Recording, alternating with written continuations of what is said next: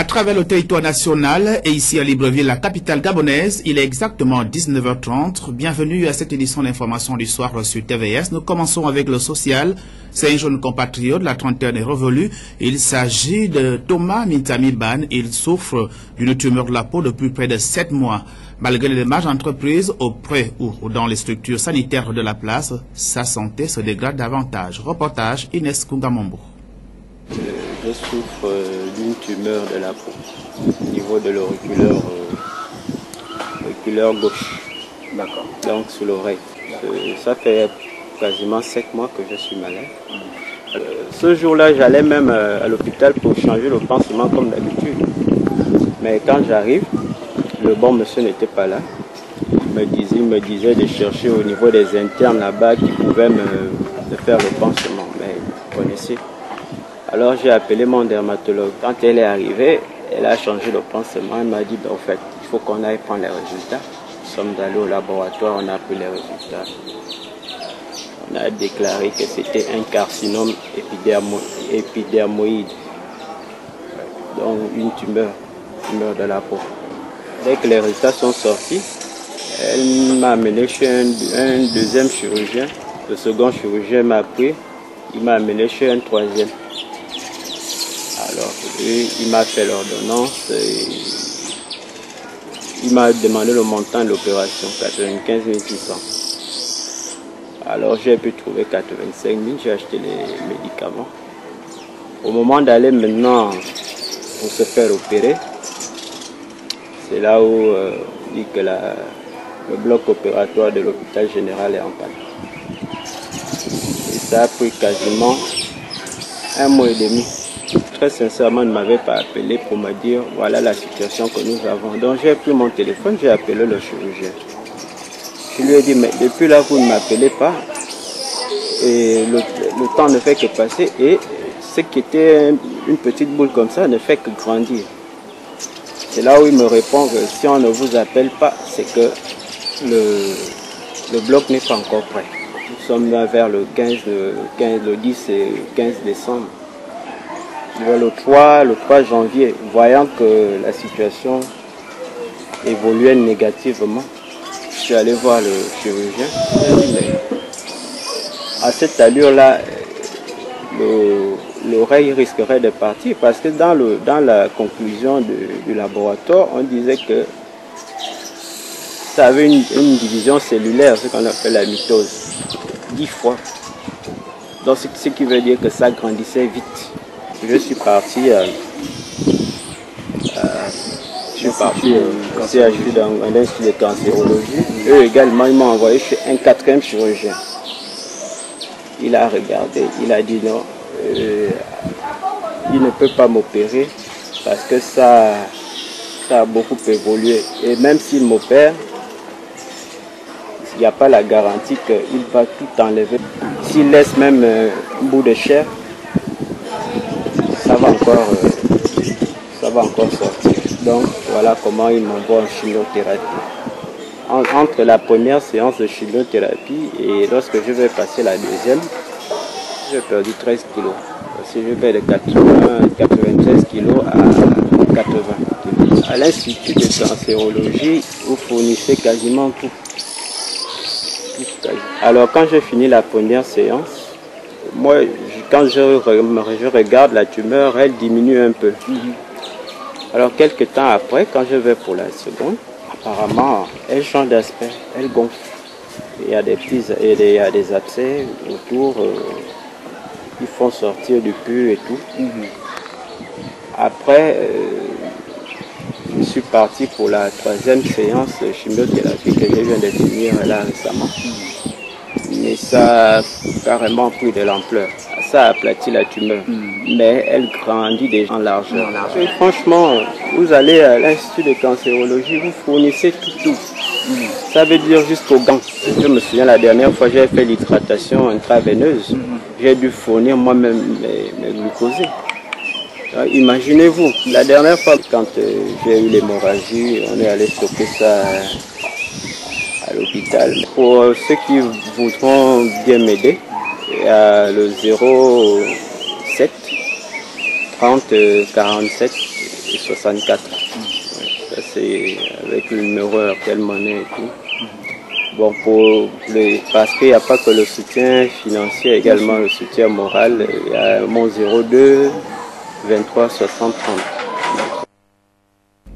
À l'intérieur du pays, notamment à Port-Gentil, la capitale économique, cap sur le quartier PG2 du 2e arrondissement de cette municipalité. Ce quartier est en proie à d'énormes difficultés. Ces difficultés sont liées à une adduction d'eau potable combinée à l'absence des voies de communication, ce qui rend incommode le quotidien des populations de ce quartier. Un reportage d'Axel Edwin Zengi de Média Plus Port-Gentil. Au lendemain de l'incendie qui s'est déclaré au quartier PG2 et qui a complètement consumé une habitation, certains habitants ne cessent de décrier l'absence de voies de communication, d'adduction en eau potable et en électricité. Vous ne pouvez pas avoir accès parce qu'il n'y a pas de route ici, il y a de l'eau partout. Les voitures n'arrivent pas, il n'y a pas l'accès aux voitures. Sauf les 4x4 qui peuvent arriver ici, les TM qui arrivent ici, mais vraiment elle a tout perdu. Elle a tout perdu, on n'a plus rien récupéré. Vraiment l'absence de voie de communication, on n'a même pas su tellement elle est très éloignée de la ville, bon, du coin. Elle est toute seule, on ne savait même pas, on s'est rendu compte simplement quand l'incendie a commencé. Elle souhaite que les pouvoirs publics mettent en place des programmes d'exécution des travaux de voirie pour contribuer au bien-être des populations de ce grand quartier du 2e arrondissement de la commune de Port-Gentil. L'État doit penser, vraiment les politiciens doivent penser à mettre une route ici parce qu'on en a besoin. On a un manque d'eau, ici là on vit avec l'eau de pluie, on n'a pas accès au courant, on dort dans l'eau noire ici, on n'a pas de route, on n'a pas d'eau vraiment. Qu'ils pensent à nous? Oui, la route peut aider, l'électricité aussi parce qu'on n'a même pas d'électricité, il n'y a pas de télé, on est informé de rien, on ne peut rien informer également aux autorités plus rapidement. Des doléances vitales qui doivent attirer le regard des décideurs du Gabon. L'usage du tramadol, appelé couramment Ecobolo, est un phénomène de plus en plus grandissant à travers le territoire national et Port-Gentil, la capitale économique, n'y échappe pas. Les élèves, surtout la jeunesse, s'y adonnent à cœur joie, d'où l'intervention des spécialistes des questions de santé afin de présenter les contours néfastes de la consommation de cette drogue. Nous retrouvons nos confrères des médias plus Port-Gentil. Le tramadol, appelé dans son utilisation détournée Ecobolo, n'a pas fini de faire parler de lui dans le milieu scolaire à Port-Gentil. Après les lycées et collèges, Bébé Rose, comme il est aussi surnommé, s'est invité dans les cours de récréation des écoles primaires. C'est au cours de la conférence sur la journée mondiale de prière pour les vocations que Rodrigue Mbouedi Mabika, en sa qualité d'éducateur spécialisé, répondant à l'interrogation d'une participante sur le Cobolo, fit cette déclaration. On a souvent parlé de Cobolo au lycée et au collège, mais là c'était l'école primaire, à contraire. C'est un comportement inhabituel des élèves qui a attiré l'attention des enseignants. L'école et les enseignants avaient remarqué que les enfants se mettaient à l'âge. Ils se mettaient à l'âge. Donc, dormir en classe. Il faut dire, ils sont fatigués, ils dorment, ils se sont. Et le lendemain, à partir du portail, ils ont laissé rentrer tout le monde. Et à ce moment en classe, ils ont fait le tour. Ils ont pris tout le monde. Ils ont attrapé une grosse quantité comme ça. Les dealers de Bébé Rose dans les établissements ne sont que des élèves. Un groupe de jeunes élèves, dont l'âge varie entre 13 et 16 ans, là, avec les élèves de 5e année.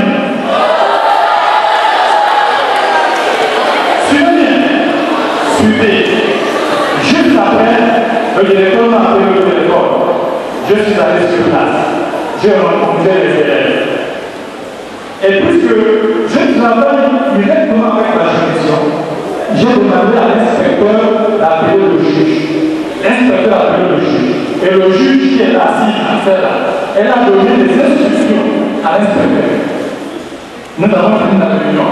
J'ai posé la question aux enfants. La jeune fille qui faisait l'entrée des comprimés dans l'école. Sa maman était dans la salle. Voilà ce qu'elle a dit. Elle dit à monsieur, c'est bizarre. Depuis la semaine dernière, il y a même plus de 3 semaines, j'ai constaté que 1. Ma fille est rentrée dans la table. 2. Elle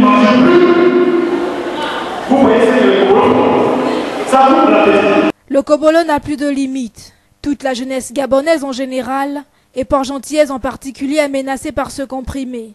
Selon l'éducateur spécialisé, les rentrées tardives à la maison après les cours, le manque d'appétit, les vomissements devraient mettre en alerte les parents d'élèves des écoles primaires. À l'issue de la rencontre qu'il a eue avec la direction générale de la Société gabonaise de transport à la demande de celle-ci, le président du syndicat national des transporteurs Sinatra, l'un des syndicats que compte la Société gabonaise de transport, Rodrigue Tsanga, a échangé avec la base au cours de l'Assemblée générale explicative. Au nombre des questions abordées et des propositions faites par la direction générale en vue de pacifier la Société gabonaise de transport, aujourd'hui en proie à d'énormes difficultés en termes de grève, la base a tout simplement dit niet. Reportage. C'est une assemblée générale du Sinatra, l'un des syndicats de la Société gabonaise de transport, qui se tient au moment où le comité provisoire de gestion vient d'être dissous par le conseil d'administration. Rodrigue Tsanga et les siens ont échangé sur les questions soulevées à l'issue de la rencontre qu'il a eue avec la direction générale. Je sors là d'une assemblée générale explicative au sorti d'un entretien avec le directeur général d'où notre entretien s'est apaisanti sur 2 points, à savoir la situation des salaires et également la situation du collègue qui a été justement arrêté par les forces de police depuis ce matin pour des raisons dont nous ignorons aujourd'hui, mais que nous avons dans les échanges avec monsieur le directeur général, nous avons sollicité que soit qu'intervienne justement la direction générale de façon à sortir le collègue de cette situation, parce que simplement nous estimons que son arrestation est arbitraire, contrairement aux versions que les agents de force de l'ordre viennent nous donner quant au motif de son arrestation. Et là, le directeur général va nous demander de suspendre la grève, de faire un peu du lest, de façon justement à permettre à ces derniers de s'activer pour pouvoir trouver des moyens à pouvoir sortir le collègue. Et quant au problème justement des salaires, il a également encore réitéré son engagement quant à la résolution très rapide de ce problème des salaires. Ces problématiques ont été exposées à la base aux fins d'apprécier et décider de la suite.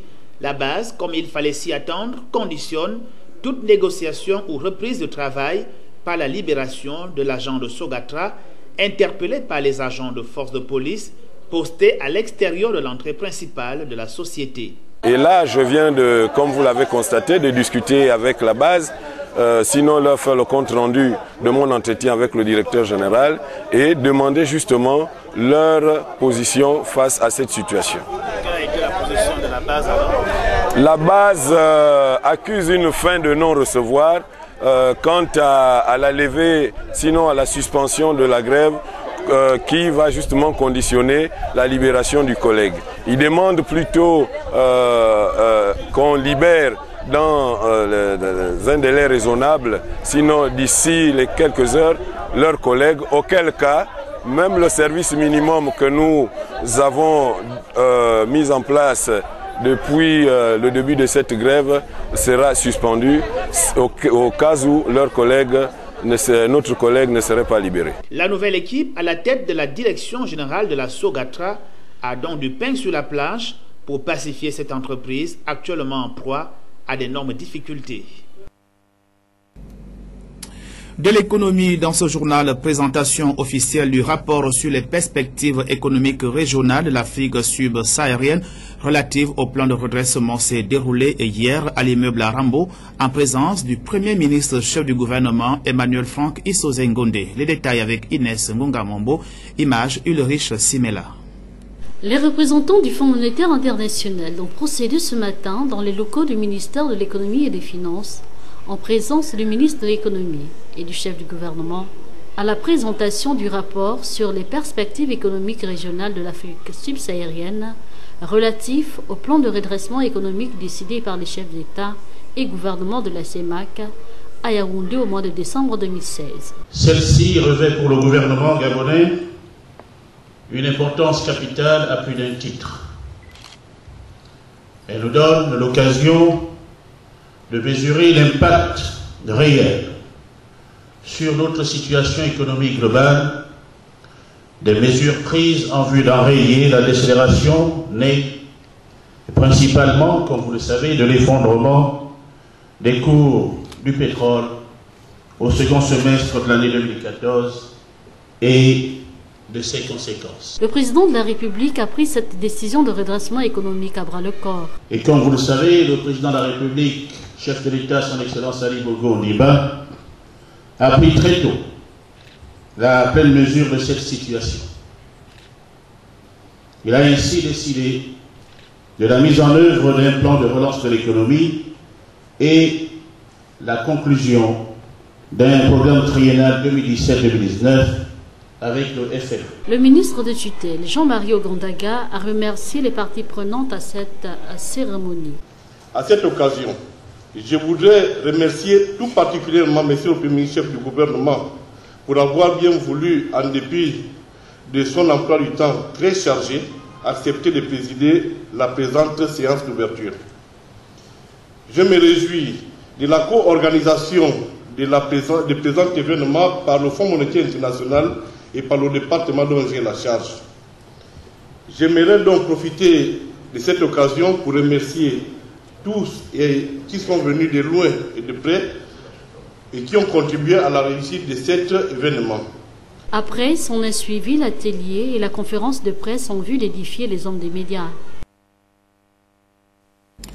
Ancien candidat à l'élection présidentielle d'août 2016, Gérard Elangema Mintore donne son avis sur le développement de l'actualité nationale ces derniers jours caractérisé par la double dissolution de l'Assemblée nationale et du gouvernement par la Cour constitutionnelle. Aussi, il revient sur la prestation de serment de l'équipe gouvernementale Isozengonde 2 et Isozengonde 3, autant pour moi, devant le président de la République, Ali Bongo Ondimba. Gérard Elangema. À partir du moment où la vacance de pouvoir a été constatée, et à mon sens, la Cour constitutionnelle devait s'arrêter uniquement à constater la vacance de pouvoir. À mon sens, il y aurait eu 2 ou 3 petites choses qui devaient être faites. Soit on passait à une constituante. Cette constituante devrait nous donner normalement un gouvernement d'ouverture ou d'union nationale ou de redressement national. Mais au-delà de tout ça qui n'a pas été fait, je pense que pour la bonne gouvernance, pour la bonne marche de notre démocratie, sur le principe même du constat de la vacance, nous pouvons dire à ceux qui l'ont constaté, la Cour constitutionnelle, bravo. Mais, autre mesure, nous disons non. Mais le président, en tant qu'élu national, aurait dû, pour bien faire les choses, convoquer toute la classe politique. Parce que c'est quand même une première dans notre pays. Aurait dû recevoir toute la classe politique pour ensemble voir avec lui comment encadrer le vide institutionnel qui est en train d'être constaté. Parce que, vous savez, faire les choses telles que les choses ont été faites, pour moi, je ne suis pas totalement d'accord parce que l'Assemblée nationale est quand même issue du suffrage universel direct. En ce qui concerne la question de la prestation de serment, c'est vrai, on me dira que la dernière constitution a encadré cet élément. Je crois que c'est l'article 41, si j'ai bonne mémoire.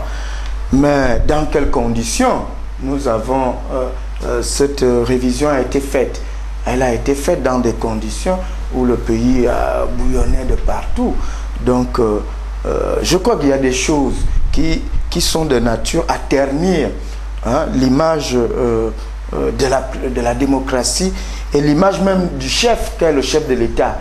Le chef de l'État, le gouvernement est seul responsable devant le Parlement. Au moment où les gens, les ministres vont désormais prêter serment devant le président de la République, mais la frontière n'est pas très loin d'une monarchie républicaine. La frontière n'est pas loin. Cela ne vise pas un homme, mais cela vise la stabilité démocratique de notre pays. Ça ressemble à de la monarchie républicaine, au totalitarisme. La frontière n'est pas très loin. Donc, moi je crois que c'est dans l'avenir, c'est des choses politiquement qu'il faut éviter, qu'il ne faut pas consacrer. Vie des entreprises à présent, 80 agents de l'entreprise Handling Partner Gabon, ayant totalisé 10 ans dans cette entreprise, ont été décorés de la médaille d'ordre du travail. C'était en présence à la fois des responsables de cette administration, ainsi que les parents et proches des récipiendaires. Euphrem Yogedzo, Fleuria Seondo, reportage. C'est dans l'une des nombreuses salles de fête que compte le premier arrondissement de la commune de Libreville, qui a été choisi par le personnel de l'entreprise Handling Partner Gabon pour commémorer non seulement ses 11 années d'existence, mais aussi d'honorer 80 de ses agents éligibles à la médaille de travail, en reconnaissance de leur dévouement professionnel et de leur fidélité tout au long de leur séjour professionnel au sein de cette entreprise.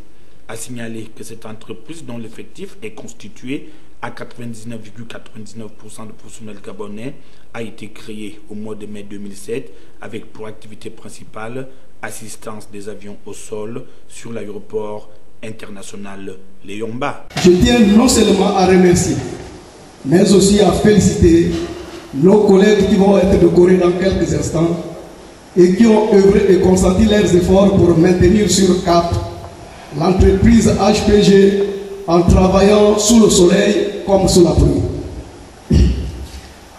Au nom du syndicat, je ne cesserai de plaider la cause des travailleurs. Ma mission, sinon notre mission, reste celle de batailler pour de meilleures conditions de vie et de travail, dont la satisfaction totale depuis l'arrivée du nouveau directeur général de HPG. Mais nous allons toujours revendiquer et toujours revendiquer. Pour sa part, le représentant du collège des délégués du personnel, dont sa présence à Opinion sur rue, a fait un bref rappel sur les précurseurs de la fête du travail célébrée dans le monde, dont les travailleurs ne peuvent s'empêcher de se souvenir chaque fois que l'occasion leur est donnée. Combien se souviennent du 3 mai 1886 à Chicago et des journées d'un violent combat par rapport au social, où plusieurs travailleurs et syndicalistes furent tués. Le 4 mai, à la rue du E-Market à Chicago, la manifestation fut encore plus violente. C'est pour leurs idées que les syndicalistes leaders ont été arrêtés et condamnés à la peine de mort. Parmi eux, Lewis Lane, qui s'est suicidé en prison alors qu'il n'avait que 21 ans. 4 autres furent pendus le 11 novembre 1887 pendant qu'un patron d'un grand groupe disait qu'il est venu assister à la mort du mouvement ouvrier. Parmi eux, Auguste Spies, Albert Parson, Adolf Fischer et George Eagle, à qui nous rendons un grand hommage. HPG enregistre ainsi sa toute première cuvée des décorations exclusivement constituées des premiers salariés, tous ayant d'ailleurs le mérite d'obtenir le bronze, un signe qui caractérise la cohésion qui anime chacune des parties engagées dans ce challenge où la réussite est conservée en lettres d'or. Chers collaborateurs, professionnalisme, courage, civisme, bien commun sont des mots qui, pour moi, sont pleins de sens. Et si par moments il nous arrive de nous en départir, il nous faut en toute humilité et avec de profondes convictions nous investir à la pérennité et au développement de notre bien commun qu'est Handling Partner Gabon. Source de revenus, de dignité et de bien-être pour nous-mêmes et pour l'ensemble de nos familles. Tour à tour, chacun des récipiendaires s'est vu décerner la médaille du travail des mains des inspecteurs venus de la délégation provinciale de l'Estuaire. Et en rapport avec cette information, nous écoutons à présent quelques récipiendaires qui ont exprimé leurs sentiments à l'issue de cette cérémonie de décoration au micro de nos reporters Euphrem Yogedio et Floria Seondo. 10 ans et plus dans la boîte, heureuse vraiment pour cet événement. Et j'encourage tous les travailleurs comme moi à toujours persévérer et puis de croire que tout peut aller dans le bon sens. Et puis voilà, on sort avec une médaille et puis une enveloppe que je ne pourrais pas donner le montant bien sûr. Je suis très heureuse. La soumission et puis la patience et puis être très assidue au travail. Être toujours à l'écoute et à la disponibilité des clients bien sûr. La réaction à chaud ne peut qu'être une réaction de satisfaction. Et après 10 ans de loyaux services au sein de cette entreprise HPG, qui nous garde bien évidemment depuis 10 ans, c'est une joie pour moi et tous mes collaborateurs qui font des efforts au quotidien pour faire marcher notre entreprise HPG. La recette de votre réussite? La recette de ma réussite, en voilà une déjà. La médaille et le fruit mensuel que j'aperçois. Je me sens fier de moi et de mon entreprise que je remercie d'ailleurs aujourd'hui. Je me sentirai encore mieux, n'est-ce pas, si mon entreprise persévère dans ce sens-là, d'accord, c'est cela. La page étrangère de cette édition de l'information nous conduira en France et au Moyen-Orient, d'abord en France, alors qu'elle annonçait son retour dans la scène musicale après 2 ans d'absence. La grande voix de la chanson française, la Belge Morane, a été retrouvée morte à son domicile de Bruxelles. Elle avait 57 ans. Reportage. C'était le week-end dernier chez elle à Bruxelles. L'ultime montée sur scène de Morane pour y chanter Jacques Brel. Elle préparait un disque de reprise, elle l'avait annoncé il y a quelques jours sur les réseaux sociaux. Alors voilà, ce sera Jacques Brel. Vous savez tout. Je vous embrasse. Morane, une carrière débutée dans les excentriques années 80. Une carrière boostée par son rôle dans l'opéra rock Starmania. Mais bien vite, les chansons se font plus graves, les textes plus profonds. Elle est ce qu'on appelle à l'époque une chanteuse à voix, ce qui n'empêche pas les tubes.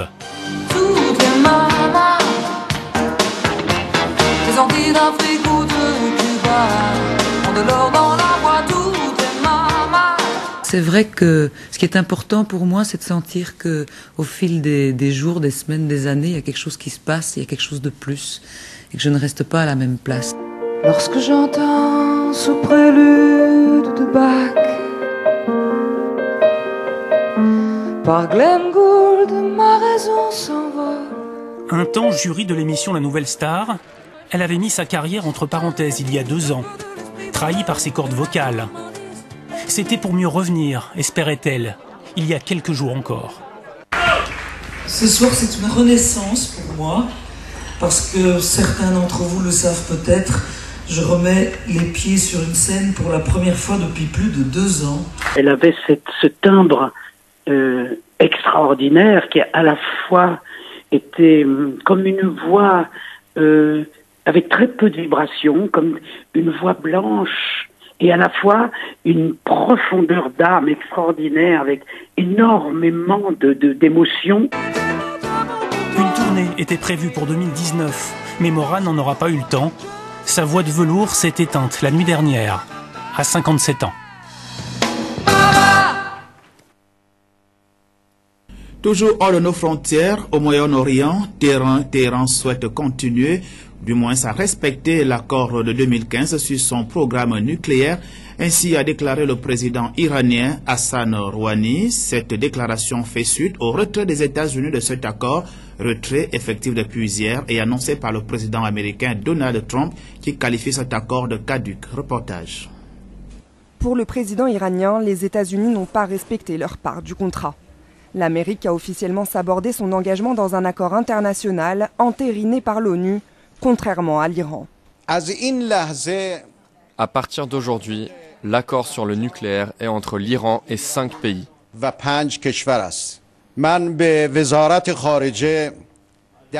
J'ai demandé à notre ministre des Affaires étrangères de négocier durant les prochaines semaines avec les nations européennes et les 2 autres grandes puissances, à savoir la Russie et la Chine.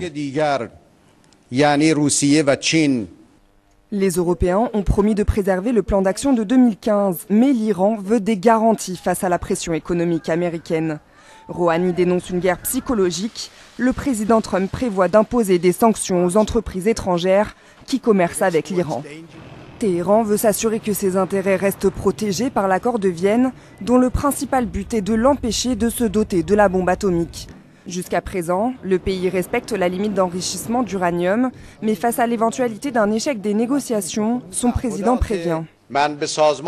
J'ai ordonné à l'Organisation iranienne de l'énergie atomique de prendre les mesures nécessaires pour qu'en cas de nécessité, nous reprenions l'enrichissement d'uranium industriel sans limite.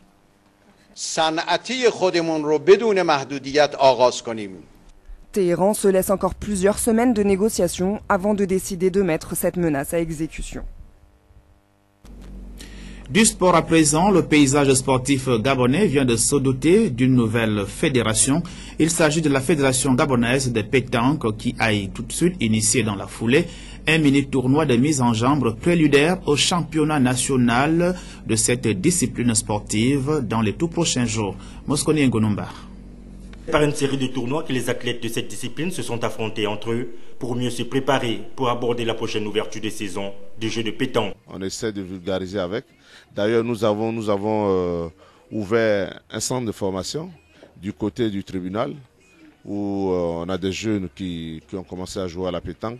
Et là, je viens là de mission du côté de Mouila, rencontrer la Ligue de Langounier de pétanque. Voilà. Parlons du centre de formation. Oui. Quels sont les jeux? Quels sont les types de personnes qui y adhèrent? Oui, l'âge varie de 8 à 19 ans.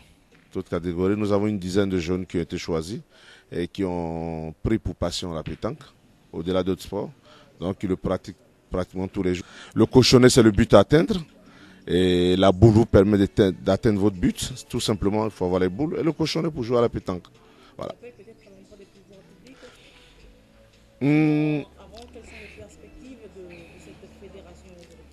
Mais c'est une fédération, vous ne le savez pas, elle existe depuis 2006.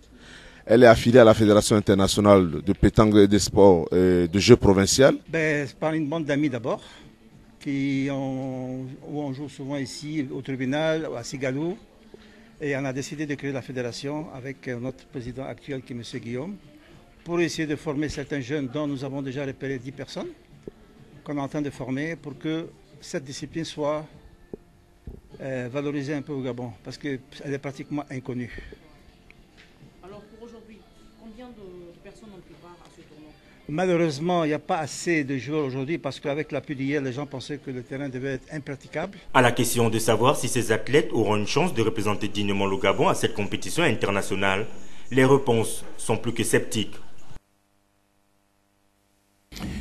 Nous restons toujours en sport, mais au niveau administratif cette fois-ci. Et le ministre entrant des sports, Alain-Claude Bilibizé, a pris ses commandes ce matin au terme d'une cérémonie de passation de charges présidée par le secrétaire général du gouvernement. C'était sous le regard bienveillant de nos reporters Ulrich Simaela.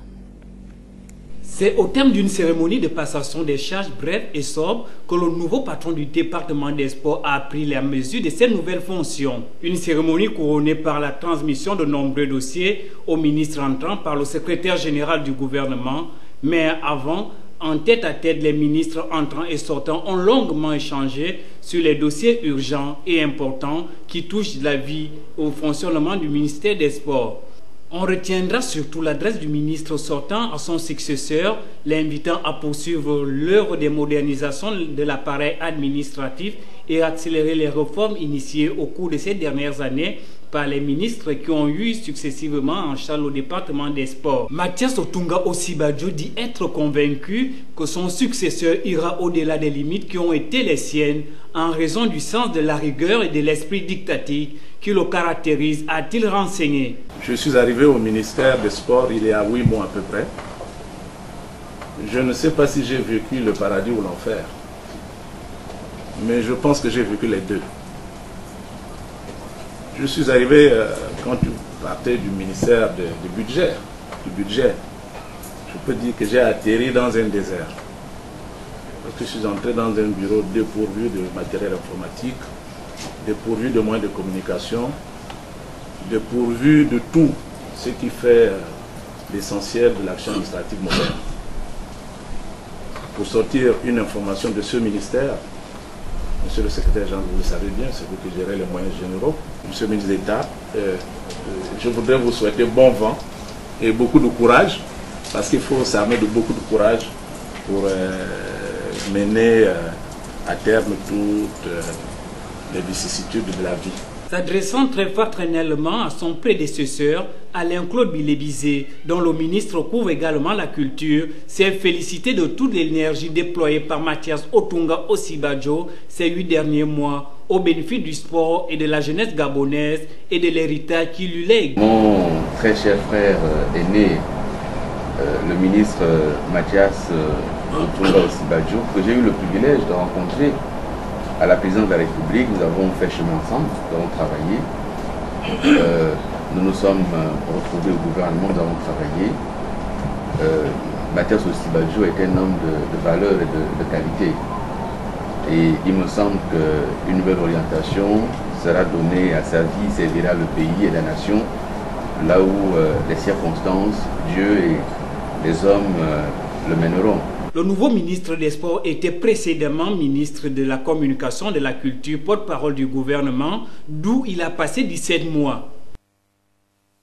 Cette actualité sportive met ainsi un terme à cette édition d'information. Merci de l'avoir regardé.